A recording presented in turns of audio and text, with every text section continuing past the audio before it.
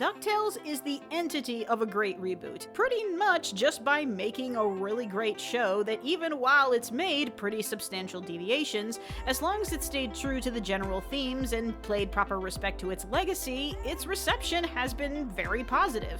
It certainly is no slouch when it comes to returning classic characters or Easter eggs, where it's taken its inspiration not just from the original show, but comic books and video games, and well, pretty much anything from the old Disney afternoon block. Of course it has retained the world's richest Scottish duck, going on treasure hunting adventures with his family, while paying absolutely no mind to any sort of accusations of child endangerment. But it's also expanded on those concepts by incorporating storyline arcs, while retaining its fun standalone adventures, as well as keeping Donald on board, trying to tone down the imperialistic elements of hijacking treasures from other cultures as much as it possibly can. But to its biggest benefit, giving the triplets individual voices and personalities, and explaining where their mother has been. Dewey's self-aggrandizing middle child syndrome was a semi-sympathetic starting point for his character, that he wanted to do big things because he felt unremarkable, and it got annoying after a while. But in season 1, he was driving a lot of the emotional narrative by spearheading the investigation of their mother's disappearance. Huey was the most underplayed of the three, which I personally love the overly analytic numbers characters, so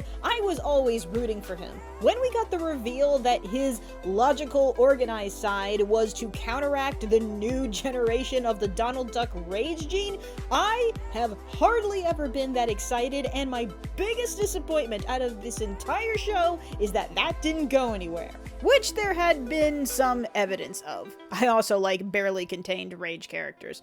And I appreciate that there was at least one episode where he was able to talk Scrooge into letting go of a prospect, as well as his own drive for a Woodchuck's badge, because it got too dangerous. Though for the emotional significance of both those characters, it happened awfully early in the series. Louie by far got the most attention and progression out of all of them, and I think it's because he just might have been the one that was the most fun to write. He was certainly the most consistently funny out of the three, and he did have a much more specific flaw to grow from, with one of the series' top moments being when he actually faced consequences for committing a dangerous blunder out of an admittedly kind of interesting idea of using a time machine to steal lost treasure. Because as we know, never make just a time machine. It has to be a time machine and a transporter.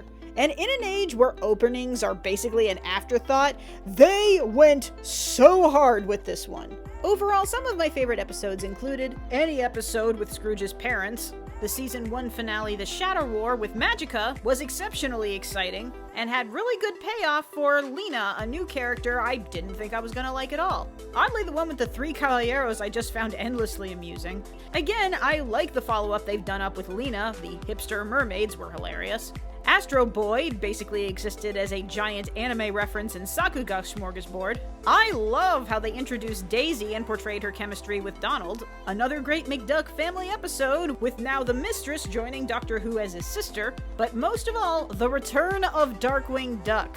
I've already mapped out before why this episode is so amazing. Essentially, it does the impossible, shows a classic character being replaced as commentary of toxic gatekeeping fans versus new fans in a way that everyone could get on board with. Plus, as an origin for the new Negaduck, is bucking brilliant. This led up to the hour-long and incredibly hyped Let's Get Dangerous, which finally gave us Gosalyn as well as the DuckTales multiverse, I guess. And it was good. Bringing back some of the classic Darkwing villains that all looked fantastic, except that Bushroot looks weirdly sinister. I greatly enjoyed this, but it did give me a little bit of pause when it comes to the idea of a Darkwing Duck reboot. Because the thing that really made Darkwing distinctive was that he was a self-absorbed, egomaniacal glory hound, which made his dynamic with Gosalyn and his decision to adopt her particularly appealing. Because both of them embodied pretty much the same level of emotional maturity, where some Sometimes Goslin would be the level-headed one, at times where Darkwing got really carried away,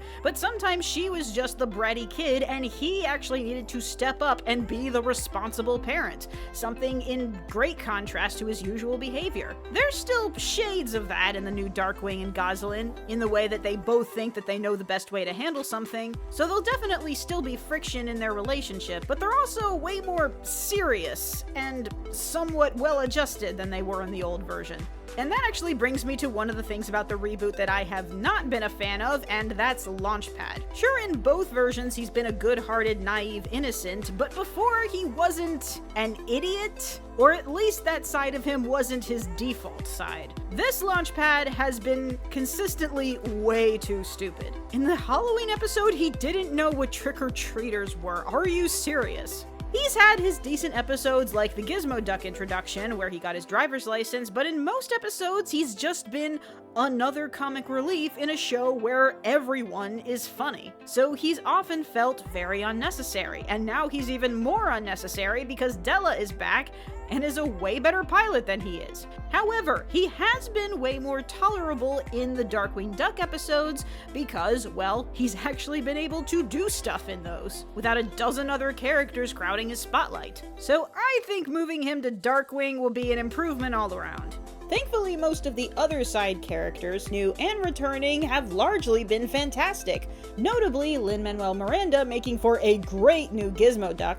And I love the new interpretation of Gyro Gearloose as a jaded, sarcastic git whose inventions keep going evil. They totally make up for Mark Beeks existing.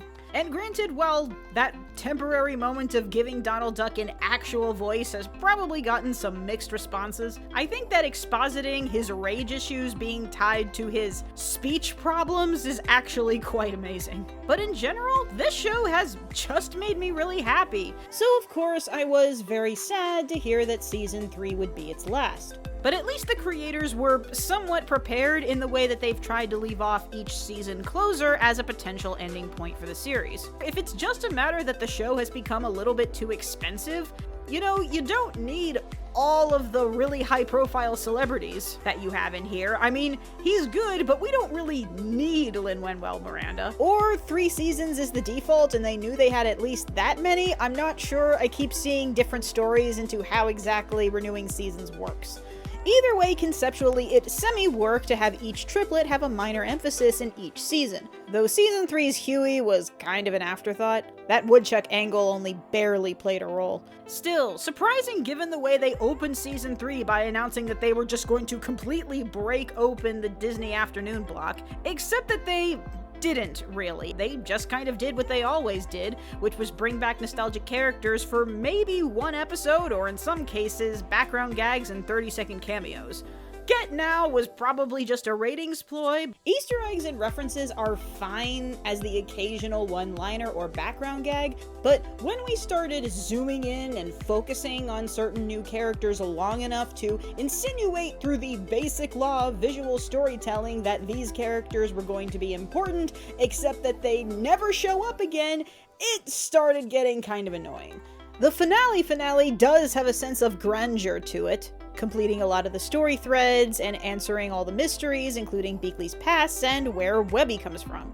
Even having a payoff for the headless horse joke of all things. I was thinking that was a weird joke to stick with.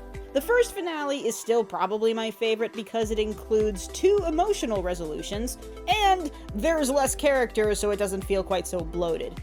Kinda like Amphibia, I tended to enjoy the series primarily as an episodic comedy adventure, but the care they did put into its continuity was very impressive, if only in comparison to other shows that fail so terribly at it.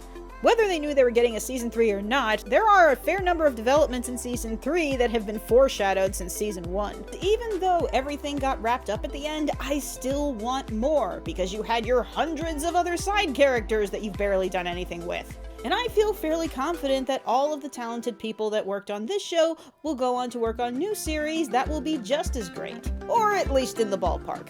Unless being good is suddenly not Disney's brand.